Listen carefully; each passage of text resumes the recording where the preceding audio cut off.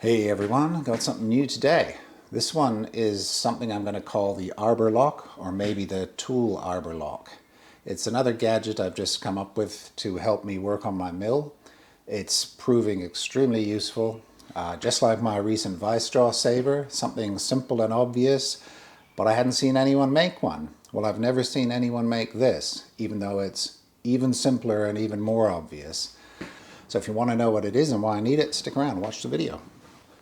So if you're like me and you've got a mill that uses a drawbar to hold everything together here in the spindle, then you're going to be very familiar with the problems.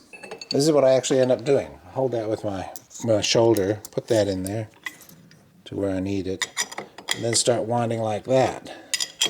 And hope that I can hold it tight enough with my shoulder until it starts to grip the tool. And as you can see, this is pretty bad and silly. You know, the towel underneath can help you when you're taking it out, but it doesn't help you when you're putting it in. Still not holding it, and now it's getting quite painful on the arm, so I don't know. I'm stuck at this point. I need a third hand. All right. So you can see what the problem is. It's pretty obvious. Everyone who has a mill like this knows what it's like.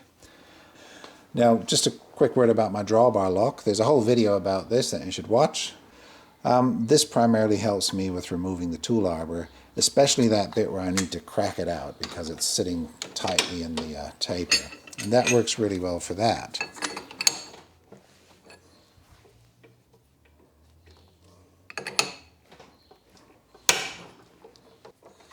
Okay, now the point I'm trying to make with all of this is that we should not be tightening this nut with force against the spindle, whether that's via the spindle wrench or a spindle lock if you have one.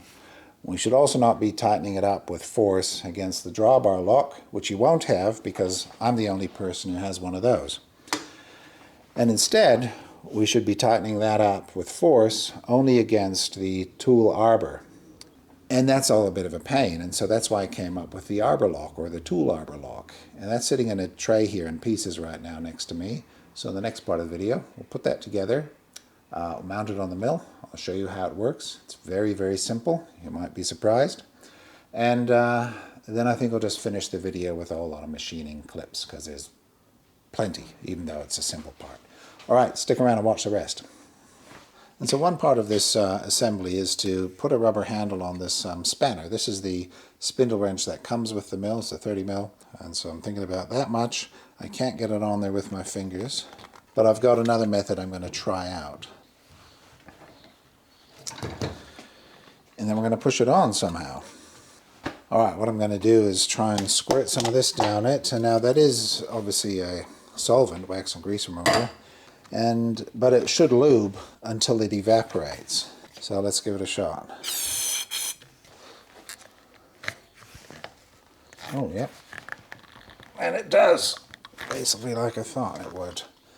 And the only question is, can I get it to go far enough? Oh, I can. I think I can. Easy. Easy. Excellent. Oh, come on. You can do that last bit. Oh, come on. Well, there we go. That was the idea. It worked.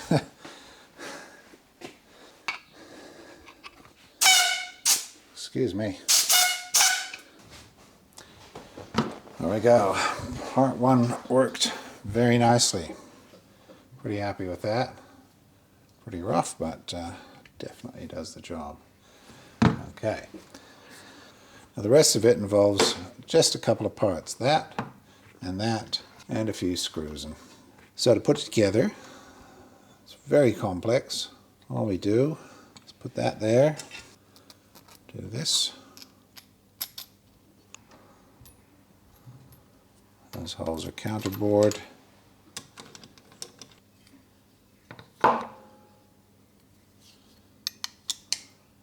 It goes together and never comes apart again.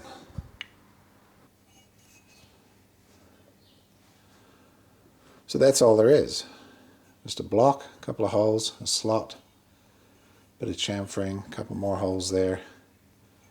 That's my nice edge. That's the whole thing. Alright, let's go over to the mill and install it. Okay, now in keeping with my desire to not modify the mill in any way where I'm drilling holes and tapping holes into the body, I found a place to put this. This was part of the idea. I would undo this cover very conveniently in exactly a spot where I could use the holes. I'm replacing them with these screws, which are a bit longer.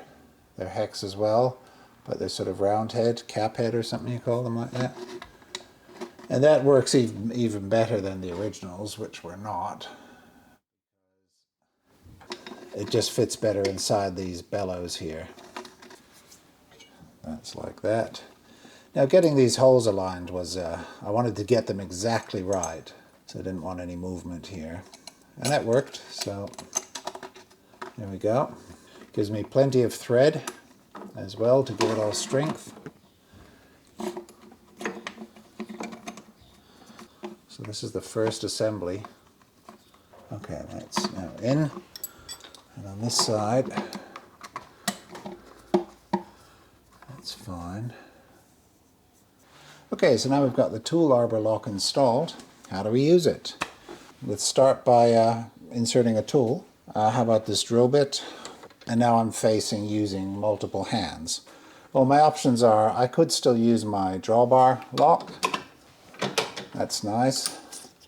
And I can then tighten that up and use one hand to hold it and the other hand to tighten it. If you had a spindle lock on your mill, you could use that. That's what that's for. But as I've been pointing out, we don't want to tighten this up really tightly against the spindle or against the drawbar. And so we want to do it against this. And so to do that, you've got to get a spanner that fits your arbor. Now this one here is 42 millimeters. And if you've ever tried to buy a 42 millimeter spanner, you'll know that they're about 3 feet long. And so in the end, I found this thing here.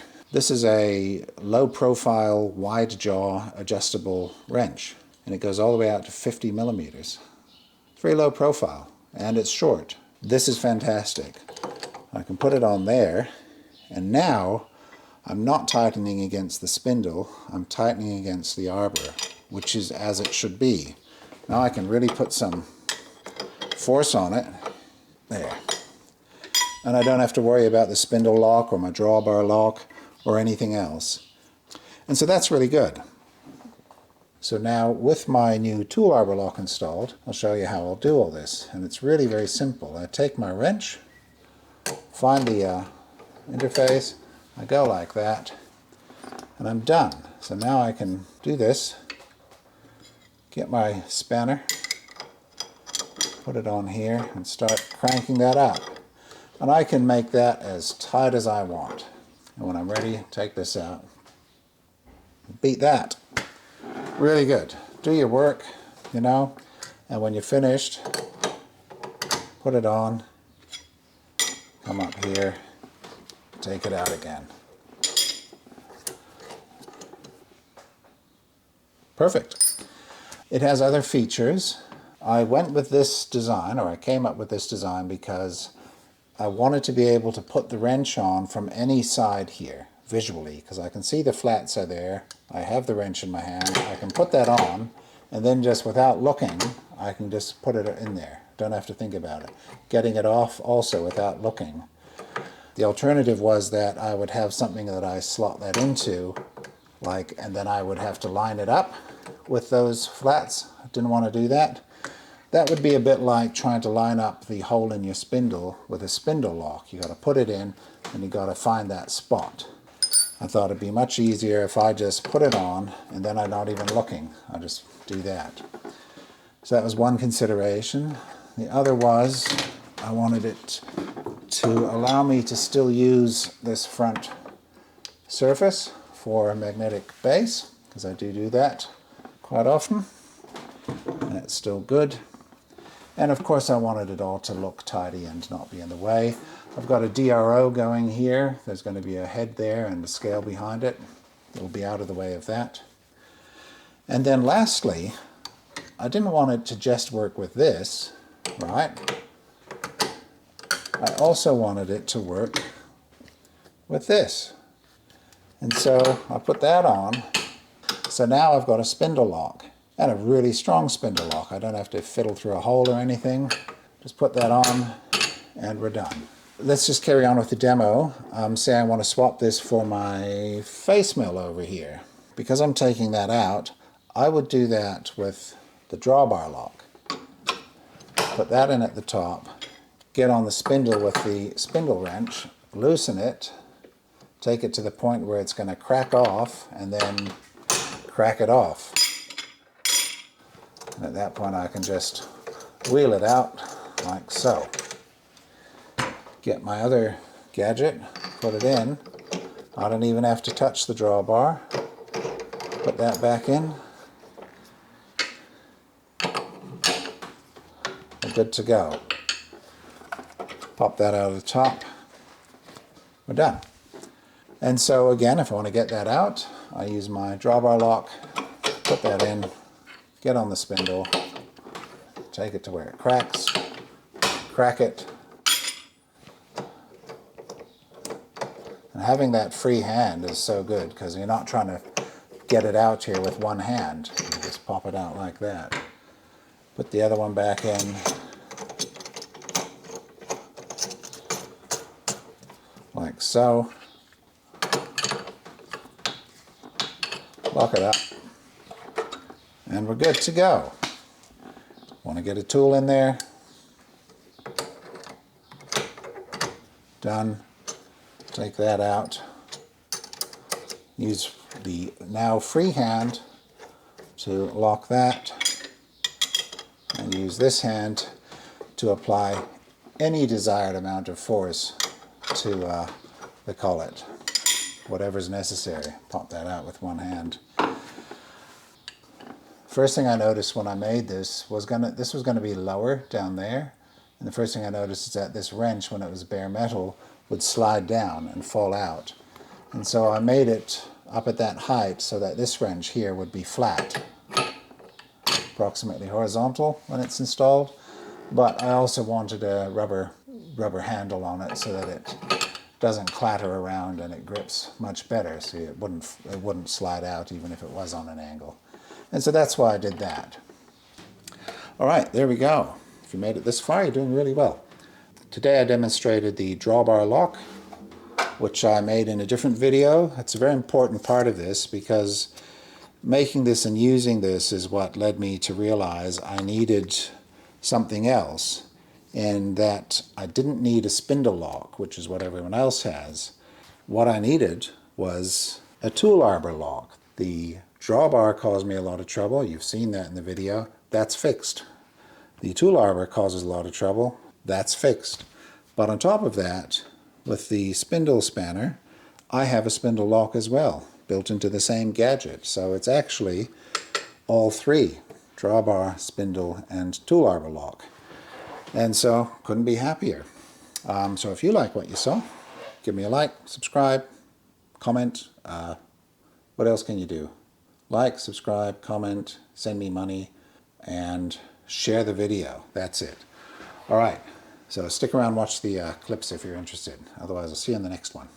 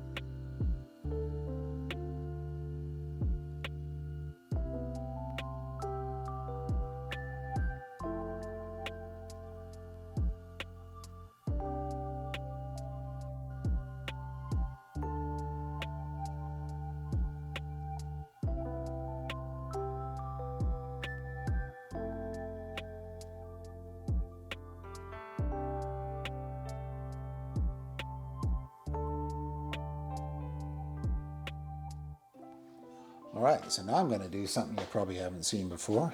I'm going to operate this old mill with one hand. Now it's not perfect, and you sort of need two hands at the point where you're trying to stop that end mill falling out. But otherwise it's one hand. Let's see if we can do it. So I would start by pulling out my drawbar lock. Take that out of its housing. There it is. Pop it in the top. We'll put the face mill in first. So we'll come over here with one hand, start it off, and then just wind it in like so. Come over here. Use the spindle wrench to lock that in. Pull it out. We're good to go. That's it. So we're going to swap over to the collet. Put that back in the top. Locked. Get the spindle wrench out. Loosen it. Take it to where it cracks. And then crack it.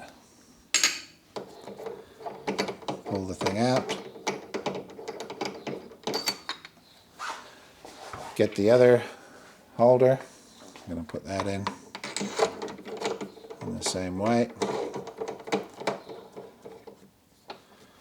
Doing pretty well so far. Now at this point, again, I'll use this wrench to tighten that in. Clunk. Let's switch over to the new tool Arbor Lock. So I'll put this aside.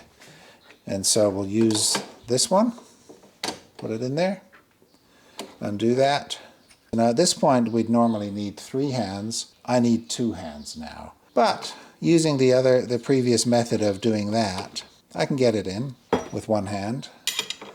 And the best thing is I can tighten that up super tight as I need to go with one hand. Take that off, take that off. Do all our work. Make something amazing, make a video, and when we're done, just go back here, put that in. Now again, this is where we need that extra hand, so it's not great. But if you've only got one hand, you know, you can't complain. So we'll do this, we'll use the towel method, take that out, and it fell, the bit dropped. There we go. But I am demonstrating that you could use this mill with one hand, if necessary.